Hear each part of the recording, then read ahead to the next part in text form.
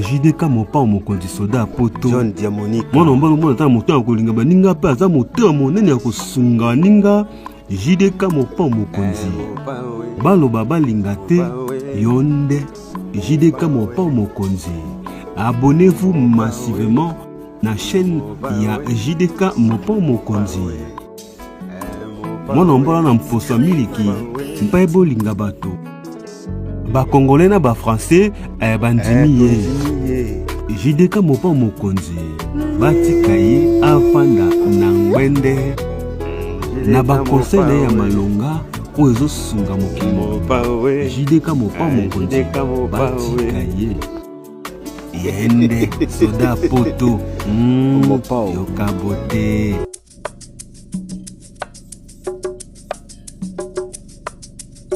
Mbote na balandi nyonso ya JDK mopa mokonzi soda poto.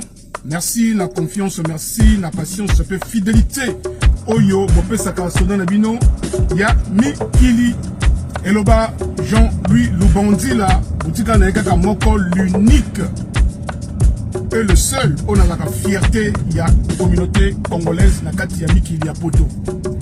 Bande ko na ozala mulaite na yeka koloba déception ya combat ya Martin Bakole.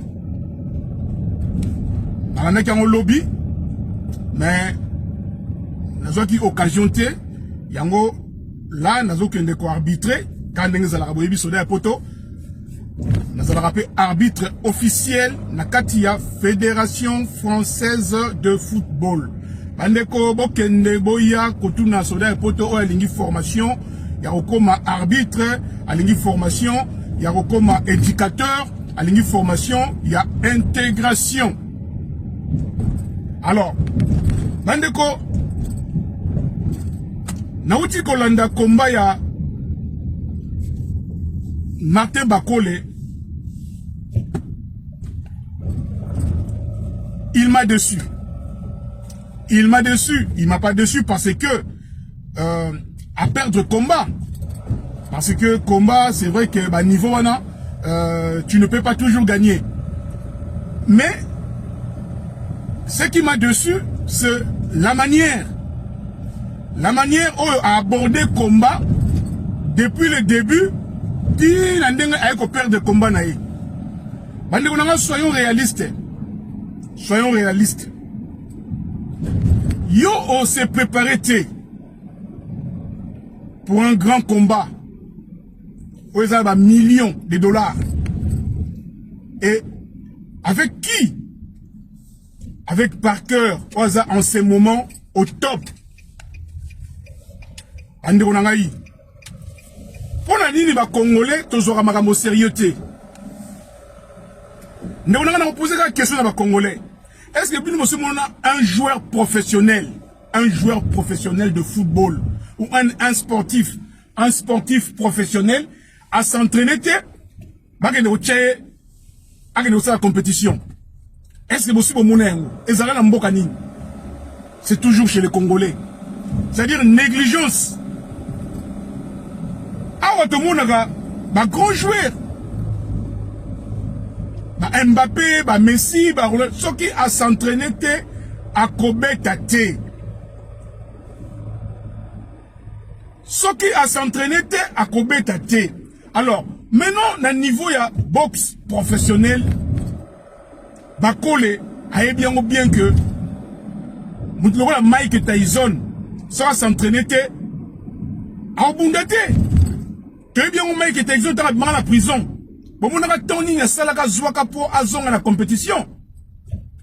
Ils ont fait ton parce qu'il fallait qu'on s'entraîne. Mais c'est ça un sportif sérieux et professionnel. Bakole au lobby bien dans la qui on a émission qui au lobby bien que on a qui surpris babengayo au Bunda parce que il y a prévu mutu so ki Bunda et mutu na qui na contre-temps il malade babengayo Bunda mais on a qui préparé té ndeko congolais tu n'es pas préparé mais niveau ya boxe professionnel ba poids lourd ils ont préparé té au lobby que non ça qui n'a pas préparé té mais Lokola, physiquement, ma casse est à la guité, entraînement est à la guité dans Nzoto, mais, n'a pas qu'une zambe liboso.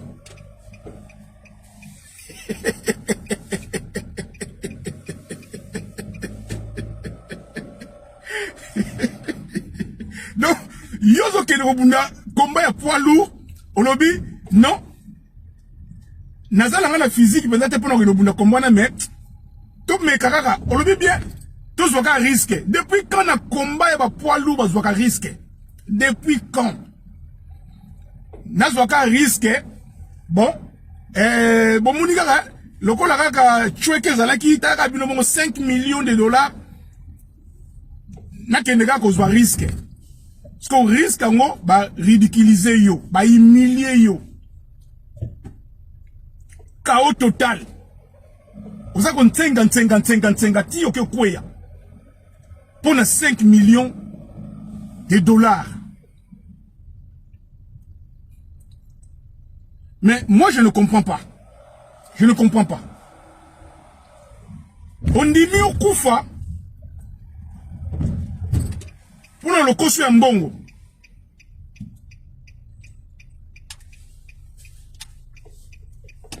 On dit mieux que le recouffe pour le kosu ya mbongo. Les Congolais à un moment donné, il faut être réaliste, il faut tout ça. Moi, pas tout. Combat oyo, yo moko, osaki conscient que le physique n'est pas là. Tu n'es pas prêt pour le combat.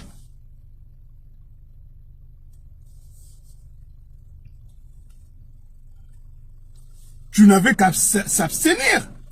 Tu n'avais qu'à expliquer na manager na yo que ou na coach na yo que voilà, tu n'es pas prêt pour ce genre de combat et ce genre de combat peut finir ta carrière. Mais ça vous fait quoi l'argent? Ça vous fait quoi l'argent? C'est-à-dire, moutou maintenant, vous avez vis-à-vis que Naza la physique, il y a aucun bunda combat na te. Na ma casse le bunda combat na te, mais le roi va checker à 5 millions. C'est un poteau. Là, qui n'est pas dans checker nanga. Mais na choko go kufa. Et puis, ce qui m'a encore plus énervé, na Martin Bakole.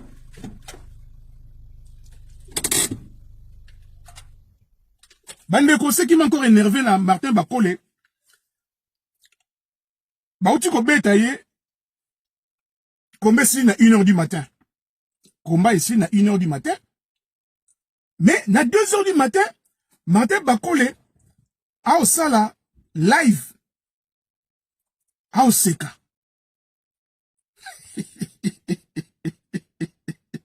En tout cas, Congolais, peuple on habite na sala yango. Martin Bakole azali tonoba image de la République démocratique du Congo. Alors bien que na combat il y avait des Messi, il y avait des Ronaldo, il y avait des grandes stars mondiales. Mais tu n'es pas préparé, tu n'étais pas prêt. Si quoi au bundi na 1 heure ba kwesi yo ba beti yo ba humilier yo oyokisi mboka soni pour le koso ya mbongo. Ole vanda ye osa live après combat quand na 1 heure on est sidika maman na 2 heures oye ozolo ba congolais. Bon voilà. Tu veux qu'un risque bon risque simbité tout y kaka no nzamba soka lokumu. Mais bande ko ngai mais bino bokata nzamba za camarade na bino hein? Je me pose des questions. Vous croyez vraiment que nzamba zali camarade na bino ba ke ba beti yo kuna yo olobi oyo na ba congolais que te nzamba soka lokumu ba beti nga nzamba soka lokumu ba congolais bo comprendre kaka to me kaka mbala sima parce que na combat monsieur zo zelanga na États-Unis d'Amérique. Donc comment oyo uti ko ba uto beta za combattre. nini. Qu'est-ce qui vous prend? Qu'est-ce qui se passe dans vos têtes? Combat à un niveau, il y a poids lourd, combat professionnel. Tu n'es pas prêt. Mais tu t'engages parce que nous, ça a plaisir na manager na yo. Parce que c'est lui qui paye. C'est lui. Non, c'est même pas lui qui paye. Parce qu'il y a l'argent.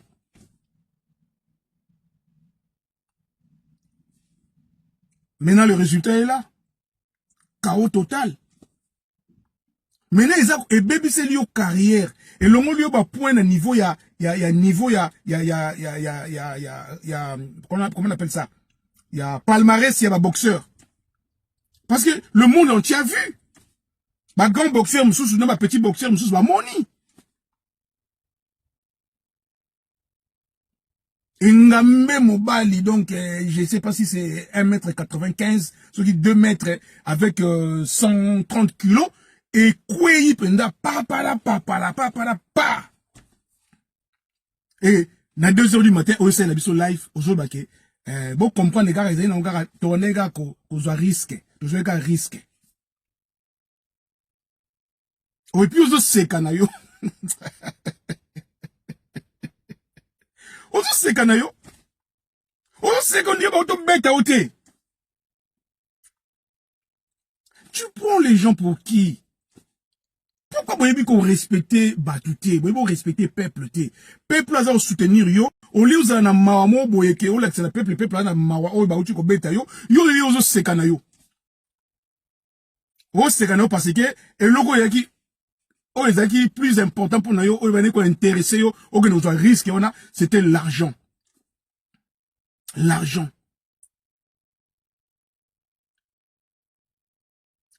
Est-ce que vraiment 5 millions de dollars bakole na niveau na yo ils ont bon côté 5 millions de dollars na niveau na yo ils ont bon côté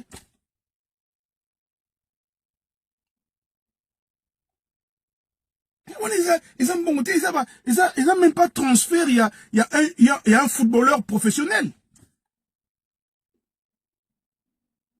Ils n'ont même pas transféré, il y a un footballeur professionnel. Parce que, tu peux exemple, mon logo là. Exemple, ne repère ça. Karim Benzema. Karim Benzema a été acheté 200 millions. 200 millions de dollars. À l'époque, il y a Ronaldo l'air a zo l'air vraiment zo ballon d'or na l'air bandi ko ballon d'or caché na ezalaki 100 millions de dollars.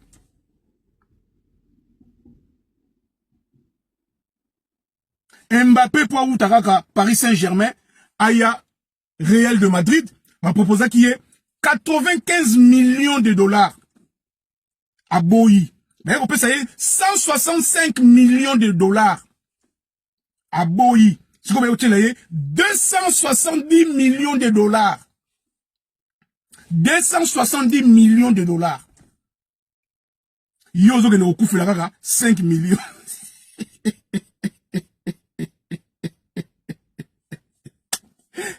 Congolais va salon en matière nini. Alors, on a aussi awa, nega kolobaka que bakole courage puisque on le bagi yomo ke okenega ko risque ko neko meka parce que yaki yotem do kenai po bunda otike na maboka nzambe bundela yo yo kanti pena ke monsieur Parker wana pena yaki wana yaki po na bon nzambe po bunda na bon nzambe ba congolais pourquoi bolinga la spiritualité c'est-à-dire spiritualité et memi yo po kende kokufa.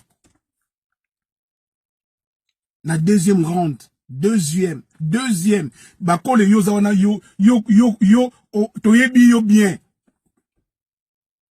C'est ba obeta yo na 10e, pas na 2e. Et ça montre que Ozaki préparé té. malgré nous le dit que spirituellement ozaki na bonzambe donc yaki na boule que oya gagner na bonzambe donc nzambe muta bundela yo abeta monsieur Parker tia bon on a aussi que nga awa bandeko nga ito partager et surtout to s'abonner na chaîne ya ndeko na bino JDK Mopao TV chaîne le baka vrai chaîne ya ba conseil chaîne ya pepele ya pembe chaîne ya vérité. Alors na repère ça mbote na bandeko nyonso bolinga ngai o bolanda soda ya poto et surtout à un fidèle ya JDK Mopao Mokonzi soda ya poto na kati ya Arpajon 91 na département ya Essonne Patrick Koulosa lobi soda ya poto na rataka émission na yo te. Na rataka émission na yo te. Alors, yango na yeko dédicacé mon fan. Or le binanga président Kabi soda ya poto naza fan na yo donc so na moni yo soda ya poto na mona lokola ma pate zo poya. Alors, ndeko na ngai merci beaucoup Patrick Koulosa na kati ya Arpajon na 91 département ya Essonne nzambe a pambola yo. Continuez ko talaka soda ya poto, continuez ko kabola ba émission ya soda ya poto. Et na profiter na peu ça Mama Bernadette na kati ya Villeneuve Saint-Georges kaka nzinga ya gare kuna na 94 na Val-de-Marne nzambe pe apambola yo. Merci otika soda ya poto te et na kobakisa mbote nanga na Anita Molembek merci na ba conseil merci na ba encouragement na yo et ça la soda ya poto bien et surtout na kobosa na te papa na biso Alexis Koubat na Crey 80 pardon na département 60 na l'Oise maître Alain Lyon na Argenteuil 95 et puis Jerry Loubaki na maman Louise na Bruxelles. En tout cas bandeko tous s'abonner ebele bo pesa soda ya poto 1000 abonnés. En tout cas nzambe apambola ba o nyonso bouti ko s'abonner na moni bino boza ko s'abonner. En tout cas vraiment nzambe apambola bino bo continuer ko s'abonner bo continuer ko partager ba vidéo ya soda ya poto bo continuer ko partager ba vidéo ba émission partout nzamba ko sunga nzamba ko tika bino te na sukiawa bo moninga na komi déjà na terrain na ko arbitrer ya on a le bisusu ba ndeko ngai bo kenda ko luka misala bo kenda ko luka vraiment boulot parce que mikanda boyoka ba oba yo ba commentaire ya buzoba te bolanda ba oba yo ba commentaire ya buzoba te yo zo kanisa ko za préfecture te makamwa te bi na bisa ngo za na ngo jande ngwa na préfecture c'est mutal te batu nyuso ba ebité donc ba ndeko bozo sa ba commentaire zanga tina vraiment s'il vous plaît botika parce que mukanda eza pasi eza tatana mama botika ba ndeko bana besoin ba information ata yo yebi ata eza ndenge za na préfecture metika ba ndeko bazo ba information. Alors maire double oyo ya vieux sous capitaine ba mbote ici tozali ba bisous ebele merci na ba commentaire na yo tout ça la émission pour na bata boania bato bana cerveau bato mituezo sala. Voilà donc na resuki sande na courage na yachuke bokechu wayambo. En tout cas courage peuple mokonzi biso so peuple mokonzi na peuple congolais oyaba conscient o mikezo sala toza simana yo tozo soutenir yo ti na justice tokozalaka wana pour nous soutenir yachuke. Merci tokomi la prochaine émission. Ciao. Si vous avez aimé l'émission, n'oubliez pas de laisser vos commentaires cliquez sur la cloche des notifications, likez et partagez. JDK John Diamonica TV, votre chaîne. Papa Soldat ya Poto.